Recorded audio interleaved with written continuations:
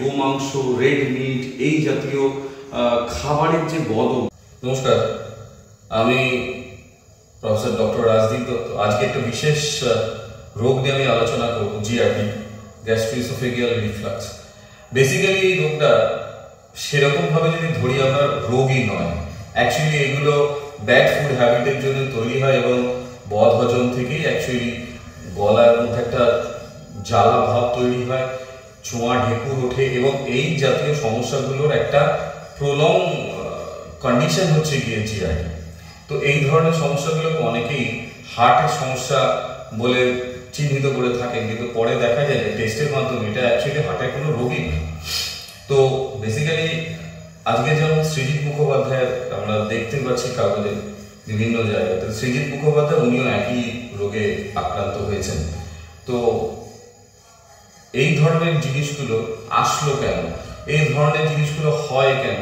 Bad food habit, গোমাংস, red meat এই জাতীয় খাবারের যে বদ অভ্যাস, এবং এই বদ অভ্যাস থেকে কিন্তু এই রোগগুলোর প্রথমত জন্ম এখান থেকে, এর আত্মীয় ঘর কিন্তু এই জায়গা থেকে। তো এই ধরনের রোগী যখনই আমাদের কাছে আসে, আমরা তখন তাদেরকে ফুড হ্যাবিট চেঞ্জ এবং সাথে কিছু সাপোর্টিভ সাপ্লিমেন্টস, কারণ এখানে ডাইরেক্ট মেডিসিন দিলে তার অনেক সাইড এফেক্টসও হতে পারে। তো ওনার বেসিস অফ দ্যাট দেখা যায় যে এই রোগটাকে কিন্তু রিভার্স করে নিয়ে যাওয়া বা কমিয়ে দেওয়াটা খুব একটা বড় ব্যাপার নয়, কিন্তু মানুষের কাছে এই জাতীয় রোগের ইনফরমেশন না থাকার জন্য মানুষ কিন্তু এই জাতীয় রোগ দ্বারা পীড়িত হচ্ছে আজকাল দিনকে দিন বেশি, কারণ মানুষের ব্যাড ফুড হ্যাবিট সেই লেভেলটায় চলে গেছে যেখানে মানুষ তার নিজের ফুড হ্যাবিট নিজেই জানছে না কি খাচ্ছে, কেমন ভাবে খাচ্ছে। তো আজকে এই ধরনের রোগ চর্বি থেকে হচ্ছে, চর্বি জাতীয় জায়গা থেকে হচ্ছে। সবার আগে চর্বি রিলেটেড জায়গাটাকে আমাদেরকে মিটিগেট করতে হবে এবং সেটাও প্রপার সাইড এফেক্ট ছাড়া। এইভাবে খাবারের মধ্যে চেঞ্জেস এনে এবং কিছু সাপ্লিমেন্টস, জরুরি সাপ্লিমেন্টস দিয়ে এই জায়গাটাকে রিকভার করা সম্ভব।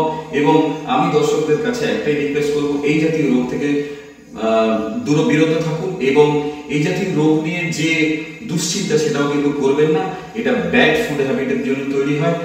আশা করি আরো অনেক লম্বা ভিডিও আমি আপনাদের সামনে পরবর্তী সময় নিয়ে আসবো। এইটুকুই আপাতত। ধন্যবাদ। সুস্থ থাকবেন, ভালো থাকবেন সবাই। নমস্কার।